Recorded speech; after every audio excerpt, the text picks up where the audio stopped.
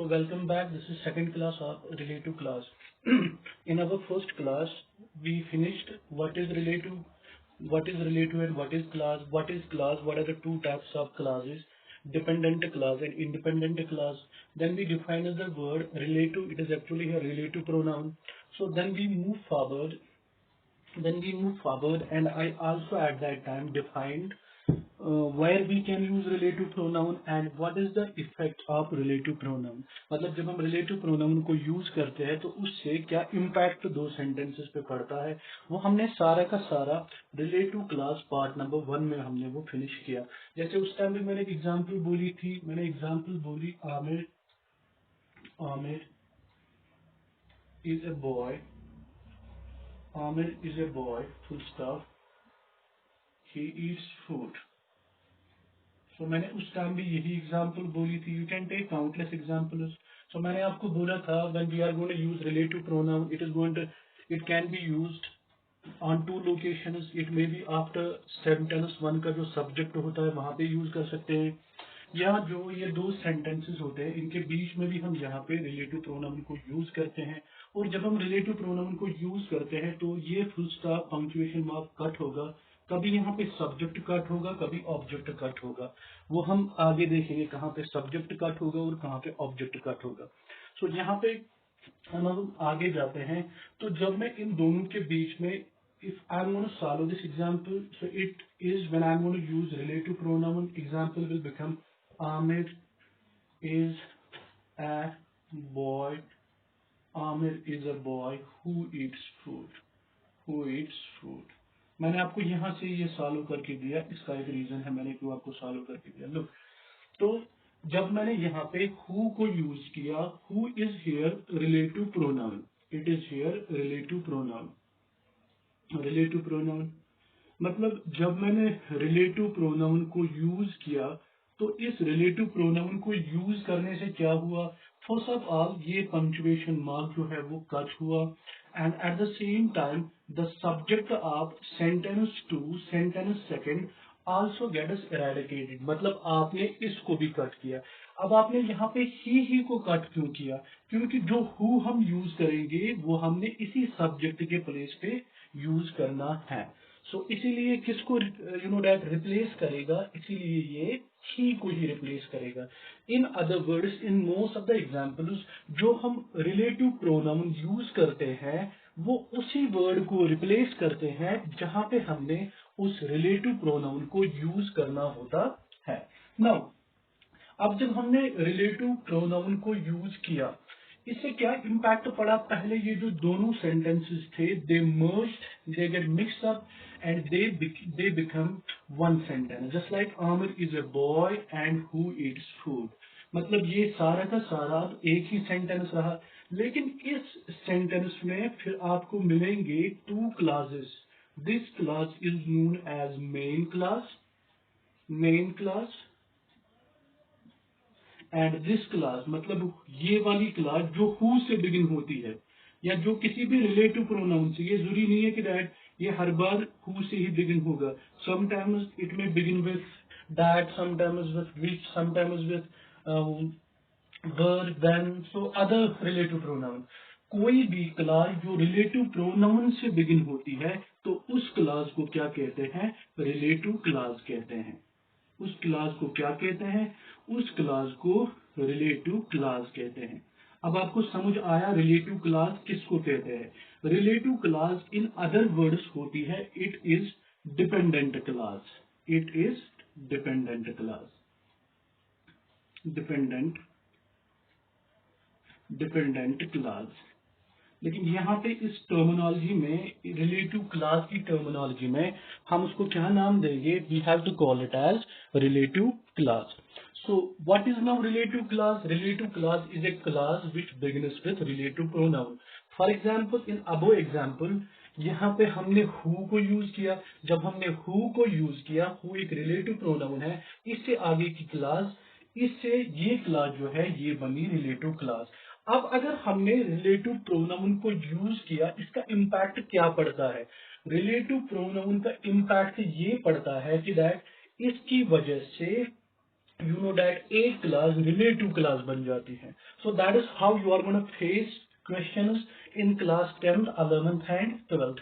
Look how there will be a question. Question will be like this: join the two sentences, following two sentences by converting one of the class into relative class. So आपने ऐसे ही वहां पे भी sentence one sentence to होगा, तो आपने इनको join करके एक क्लास को या इस क्लास को या इस क्लास को रिलेटिव क्लास में कन्वर्ट करना है. अब जिस क्लास के भी आगे आप हु यूज करोगे वो क्लास क्या बनेगी, रिलेटिव क्लास बनेगी. लेकिन याद रखो ये जो ये रिलेटिव क्लास होती है, it is of two types. It is of two types. One type of relative class is defined relative class. Defined relative class, and second type of relative class is non-defined relative class.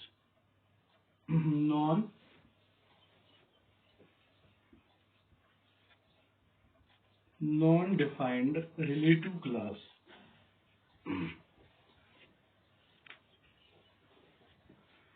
Now, what is the difference between defined relative class and non-defined relative class? मतलब जो आपने यहाँ पे ये defined relative class है, आपने यही बोलना है कि that ये class जो है is this defined relative class or is this class non-defined relative class? Now, what is defined relative class? Defined relative class एक ऐसी class होती है जिसमें जो information होती है, that information is an important information. Information in the class, in this class is important, is important, is important, and cannot be and can't be neglected, and can't be neglected. मतलब defined relative class में जो information होती है वो important information होती है जिसको हम नेग्लेक्ट नहीं कर सकते हैं. सपोज मैं बोलूं ए बॉय, देन जहां पे मैं बोलूं who killed his brother,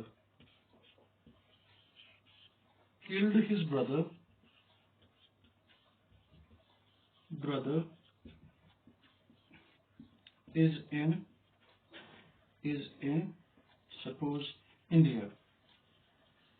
Look, देखिए यहाँ पे क्लास जो है वो ये वाली क्लास है हु किल्ड हिज ब्रदर. ये क्लास जो है ये एक्चुअली यहाँ पे a boy is in India who killed his brother. तो मैंने यहाँ पे रिलेटिव प्रोनाउन जो है वो मैंने इस लोकेशन पे यूज किया, सब्जेक्ट के बाद की लोकेशन पे यूज किया.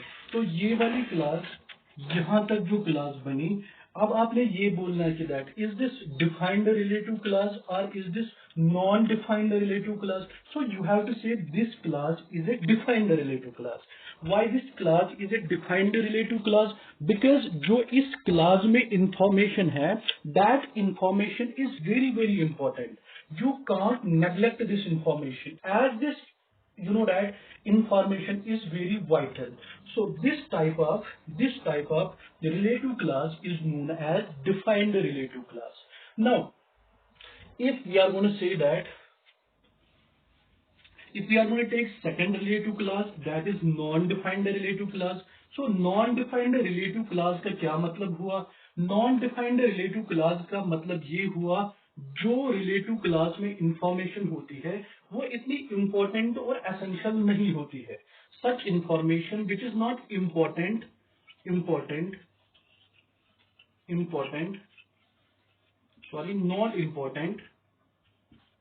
not important information, not important information in relative class. मतलब जो नॉन डिफाइनिंग रिलेटिव क्लास होती है उसमें जो इंफॉर्मेशन होती है वो इम्पोर्टेंट नहीं होती है. लुक, मैं यहाँ पे और एक एग्जांपल लूं. Suppose I am gonna quote one more example here. Now look, I will say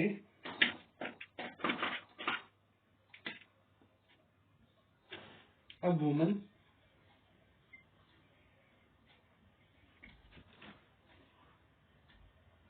is eating food.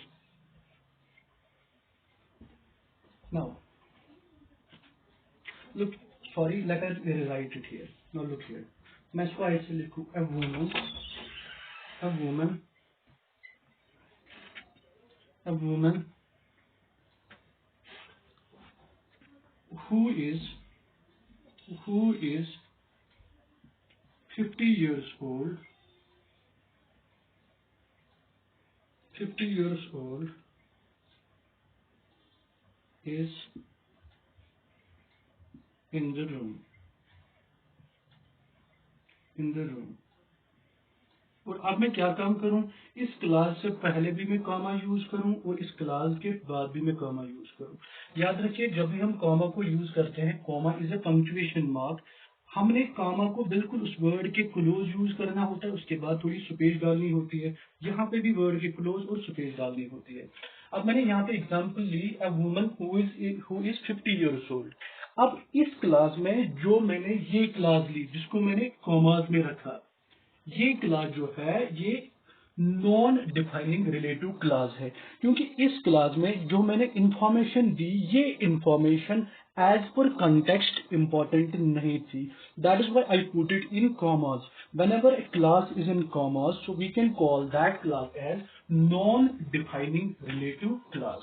So you hope that you get the point, what is defining relative class and what is non-defining relative class। लेकिन आपको exam में defining relative class और non defining relative class के बारे में नहीं पूछा जाएगा। आपको खाली डिफाइनिंग और नॉन डिफाइनिंग में खाली एक ही बात याद रखनी है। अगर class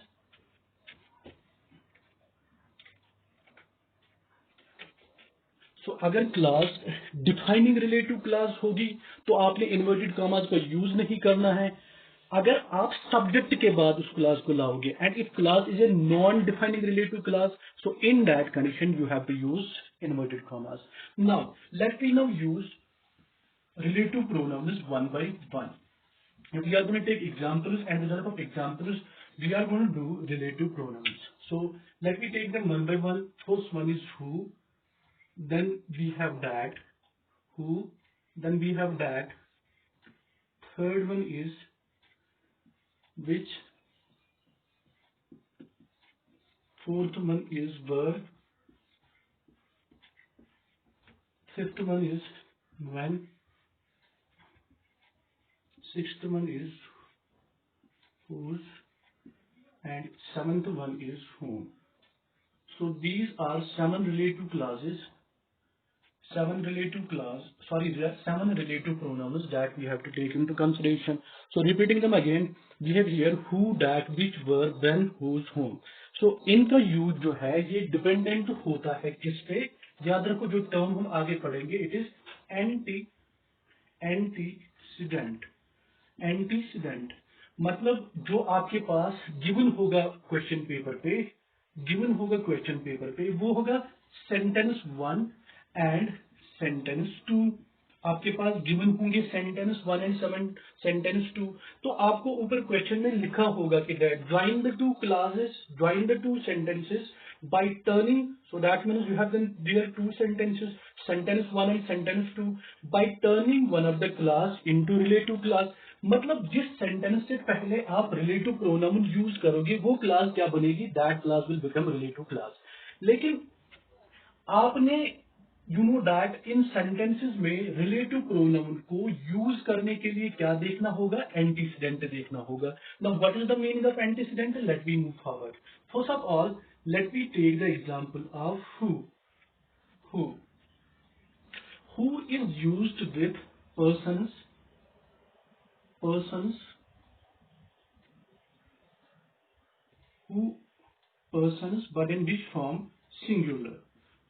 Singular. Sometimes in plural also, but most of the times you are using who when we are going to speak about persons. And those persons are in singular form. Look,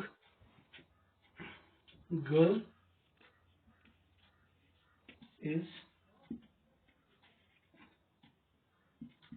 in the kitchen, full stop, she eats food, she eats food। और ये है हमारी यहाँ पे example, girl is in a kitchen, she eats food. So यहाँ पे जो है देखिए, आपने सबसे पहले देखना होता है कि राइट दोनों सेंटेंसेस में हम किसके रिलेटेड बात करते हैं। जिसके रिलेटेड बात करते हैं उसको हम कहते हैं antecedent. Antecedent stands for antecedent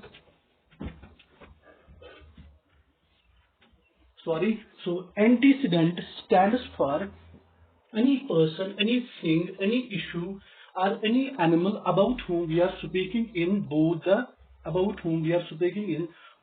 the sentences. So if we are going to say girl is in a kitchen, it is sentence number one, she eats food. Now what is common between the two sentences कि that इन दोनों sentences में हम यहाँ पे भी girl subject है और यहाँ पे भी गर्ल, मतलब दोनों सेंटेंसेस में हम किसके रिलेटेड बात करते हैं। We are speaking here about girl, so girl becomes here antecedent. Antecedent antecedent so hope that you get this point. अगर एंटीसीडेंट पर्सन होगा तो उस कंडीशन में हमने क्या काम करना है, हमने दोनों सेंटेंसेस को किससे ज्वाइन करना है, हमने दोनों सेंटेंसेस को who से ज्वाइन करना है। So look here in this example, we have here girl is in a kitchen, she eats food.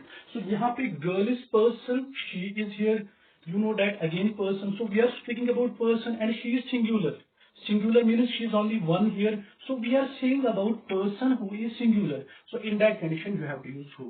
so suppose मैं इसको लिखूं, अब दो प्लेसेस आपको मैंने पहले ही बोला, आप सब्जेक्ट के बाद यूज करते हो या दोनों सेंटेंसेस के बीच में यूज कर सकते हो। so आपके लिए लोकेशन ये भी है वो भी है, but most of the examples में आप between the two sentences use करोगे। देखिए मैं यहाँ पे लिखूं girl is in the kitchen,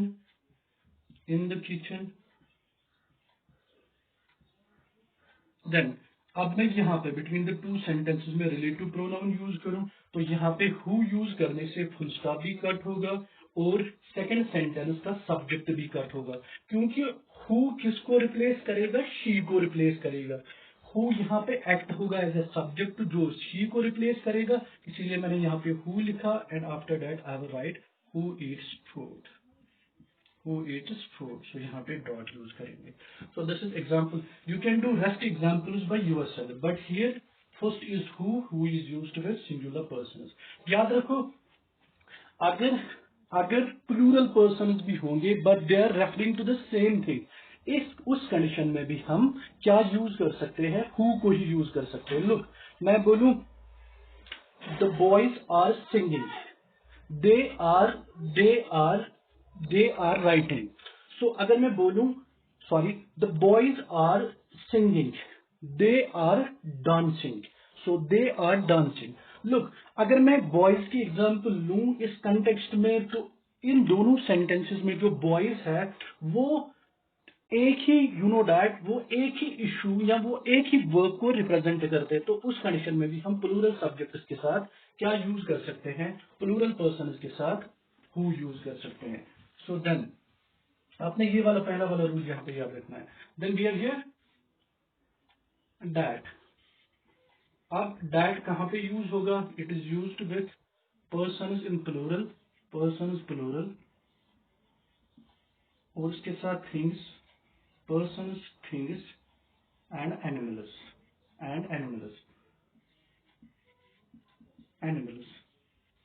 मतलब दैट जो है वो हम हर किसी के साथ यूज कर सकते हैं। We can use not singular but plurals, that's why I am writing here persons but plural, in other words plural। then I can use it with things, that I can use it with animals। look here, I will say girls are in the kitchen,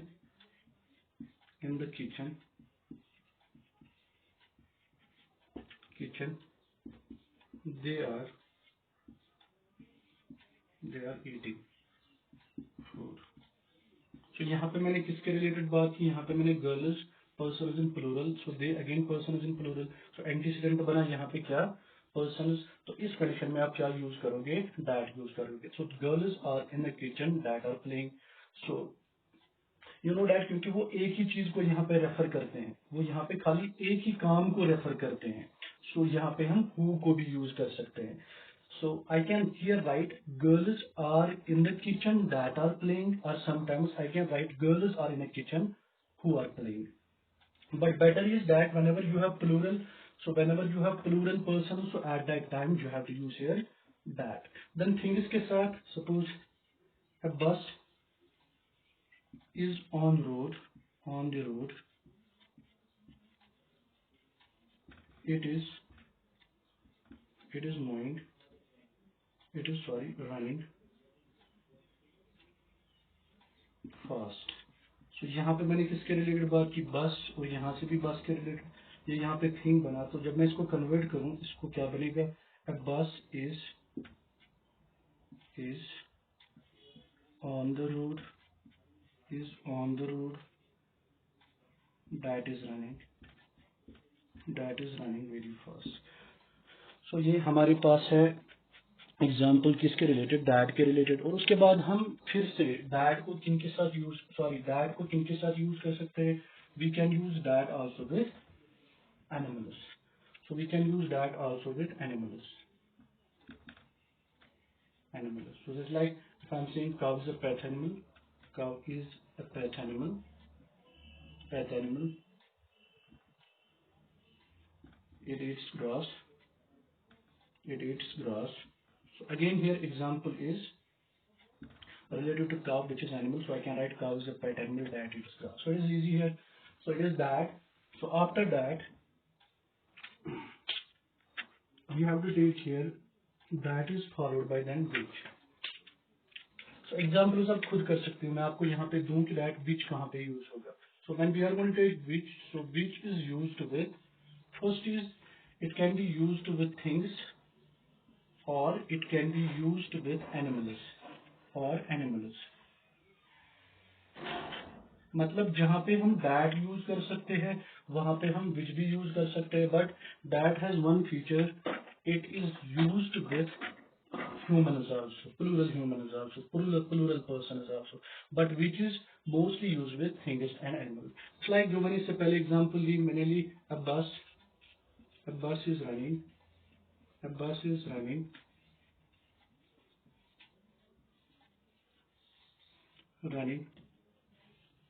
it stops at Kulgam.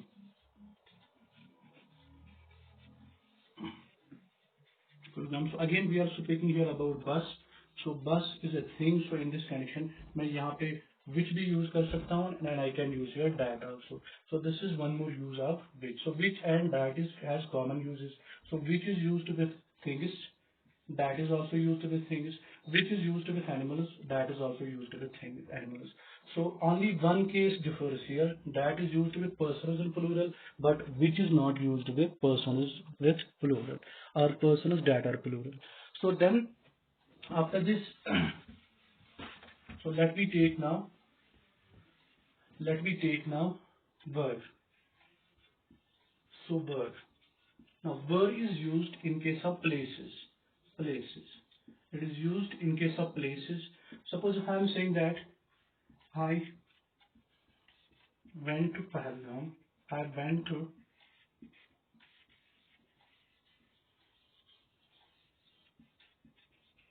full stop, I saw a line there. So in these examples, when you are going to take, when you are going to take this example, so we are here speaking about Pahalgam, and here again we are speaking about there. Sorry, it is not There, it is There. So here I am speaking about Pahalgam place. So in second example, I saw a line there. So again here there refers to Pahalgam. So यहाँ पे भी मैंने किसके बारे में बोला, place के बारे में बोला. So अब हमें समझ आया कि डायरेक्ट दोनों एग्जाम्पल्स में जो एंटीसीडेंट है वो है यहाँ पे प्लेस. तो इस कंडीशन में मुझे क्या यूज करना पड़ेगा, वर्ब यूज करना पड़ेगा. Suppose I will write here I went to Pahalgam,